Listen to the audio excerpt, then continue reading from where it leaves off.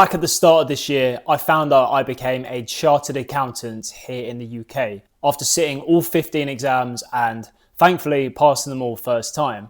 I thought it would be fun to record a short video just going through my ACA journey, going through some of the highs and lows, talking about some of the setbacks and failures that I've had, and hopefully departing a bit of wisdom on you, whether you are just about to get started with the ACA or perhaps you're a little bit into the journey and you basically just want some advice. My training contract began in November of 2021, which I managed to secure. I'd recently just left a startup role here in London, complete pivot over to accounting, always something I was very interested in, something I found pretty cool, and managed to secure the training contract. My first exam was the ACA accounting exam, certificate level, which is the one that most people seem to sit first. Now, I sat this pretty soon after I joined. I'll be honest, I was really quite scared for this one because it's your first exam. Even though I heard the certificate levels were a fair bit easier than the other levels, you're still going through the process of studying around work, which is in itself a very difficult thing to do. But you're also trying to get to grips with accounting, which, as someone who hadn't had much experience with accounting before this, I'd done it a bit at uni, but not in a practical sense. It was a very new concept to me and something that took a bit of time to learn. I see accounting as a language, and when you get it, you get it. Like learning any language, it does take time, it takes practice, and it's not something that can be done overnight. I sat this ACA accounting exam at home in my flat I was living in at the time, and it was tough. I got out of that exam thinking that did not go well. I'm pretty sure I failed this one, which is so funny looking back on that, after passing them all first time. Pretty much everyone I came out of, I thought I'd failed and failed bad in some of them, but I didn't. The biggest lesson right there is the fact that you can come out of these exams feeling like you failed and worrying about everything that went wrong, but in reality, you don't need to get 100% to pass these exams. The pass marks are 50% or 55%. Which goes to show that you don't need to know absolutely everything. You just need to know just over half or a good grip of a lot of the concepts in order to pass. Because realistically, you're not going to get 100%. I mean, you might if you're really good, but anyway, you're probably not going to get 100%. So focus on what you do know and really crack out those marks that you know you can nail. And don't stress after the exam's actually done, because it is what it is at that point. That's really advice that I would like to give myself if I was to watch this back when I was getting started in the journey again. So I was working my way through the certificate level exams. Several months later, I got round to sitting management information, which I want to dedicate its own little piece to because I found this exam hard. This was the first exam that I actually wanted to reschedule with my firm. I remember going through the process of studying for it and working my way up to it. A few days before, I just thought, you know what, I just don't really understand the concepts. I don't think I'm going to pass this. I was very worried about it, and I ended up calling up my boss and just said, look, I don't think I'm going to pass this if I sit this in a few days' time. Can I just defer it for a week? Thankfully, they said yes. So I went back to work that week and I was grinding hard in the evenings and the mornings and the weekend before the exam.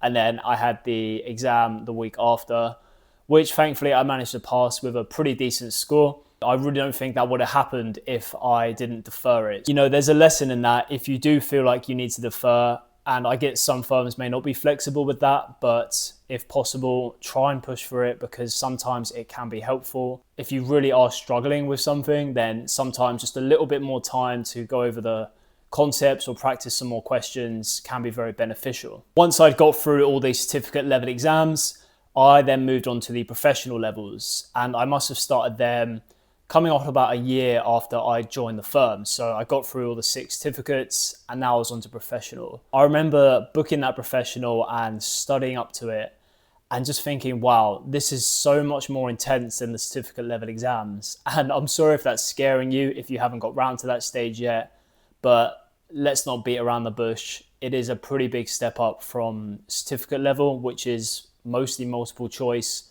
all the way up to actually writing exams and really needing to think hard about your answer. And it was at this point where I was like, damn, this is going to be a long few years ahead, especially as work was beginning to pick up. I was getting a bit more knowledgeable in what I was doing and a little bit more senior. Trying to study around doing that was just very difficult. I had to really focus on getting in a good routine and really dialing in my habits in order to actually give myself the proper, not just time, but also the headspace, because trying to study after a long day of work wasn't really my thing. I was more of a morning person. So when I got into that habit of waking up early, getting some studying in, and then going to work, I felt a lot better about myself and I felt more relaxed in the evenings. Big tip right there is to really find your power hours, as I call it.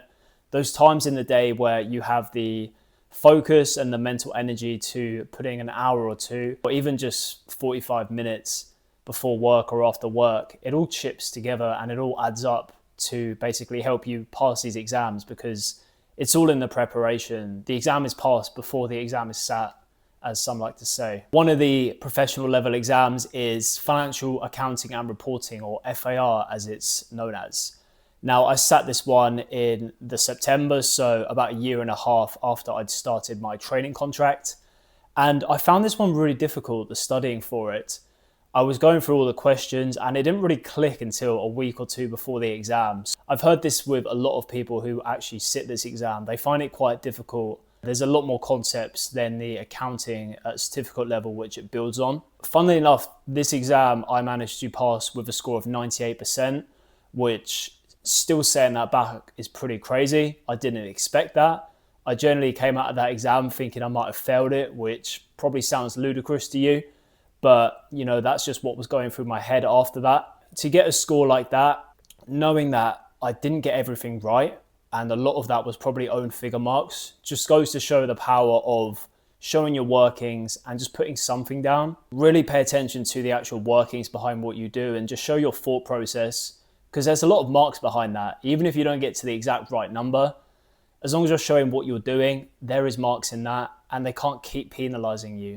Just remember to always show what you're doing, always put something down, never leave it blank. Just try your best to actually finish the exam with an answer down in every single box. It goes a long way. Fast forward to the summer of 2024. So last summer, I'd done all certificate level exams, all the professional level exams, and I was about to sit corporate reporting. I've done a video where I ranked my hardest ACA exams, and corporate reporting was number one on that list. And I'm sure it's the same for a lot of other people who are sitting the ACA exams. Corporate reporting is a monster in terms of the content you have to get through. It just builds so much on what you learn at FAR, but also includes some very complex and sticky areas like groups and consolidations and that kind of stuff. If you are sitting this one, then really give it the respect that it deserves, because it's not an easy exam at all. I had the worst night's sleep of my life coming up to that exam. Literally, exam night before, I must have slept for 2 or 3 hours. And then I got up early, headed into the exam centre in London, which is like an hour from where I live. And it was just tough. I got into that exam room feeling really tired, really groggy. I was like, look, this probably isn't going to go very well. And I don't blame myself here.